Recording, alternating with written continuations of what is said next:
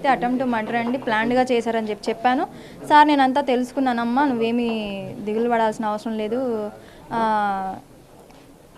ఈ ఈ ఘటన గురించి మేము అన్ని చర్యలు మేము తీసుకుంటూనే ఉన్నాము, నువ్వేమీ అదే డౌన్ అవ్వాల్సిన అవసరం లేదని చెప్పి హామీ అంటే ధైర్యాన్ని ఇచ్చారండి. తర్వాత మేము చూసుకునేవన్నీ మేము ప్రభుత్వం ఈ కేసు ద్వారా మేము అన్నీ తెలుసుకుంటాం, నిందితుడికి కఠిన శిక్ష పడేలా చేస్తామని చెప్పారన్న. నువ్వు ఎటువంటి ఇప్పుడు చంద్రబాబు గారు మీతో మాట్లాడేటప్పుడు మేము మీ యొక్క నీడ్ ఏంటి అనేది అడిగి ఉంటారు, మీరు ఎటువంటిది కోరారు వాటి నుంచి? నేను కోరింది గట్టిగా ఒకటేనండి, సార్ అయితే పూర్తి స్థాయిలో మేము చేస్తామని చెప్పారు, అతనికి కఠిన శిక్ష పడాలి, ఉరి శిక్ష పడాలని నేను కోరుకున్నానండి. సార్ విన్నారు, చేస్తామమ్మా, మేము తగిన న్యాయం చేస్తామని చెప్పారండి. అదేవిధంగా ఇప్పుడు ముగ్గురు మంత్రులు కూడా రావడం జరిగింది, అటు హోంమంత్రి అనిత గారితో పాటు ఇటు చీఫ్ విప్, అదేవిధంగా పురపాలక శాఖ మంత్రి నారాయణ, వీళ్ళు వచ్చారు. వీళ్ళు నీకు ఎటువంటి భరోసా కల్పించారమ్మా?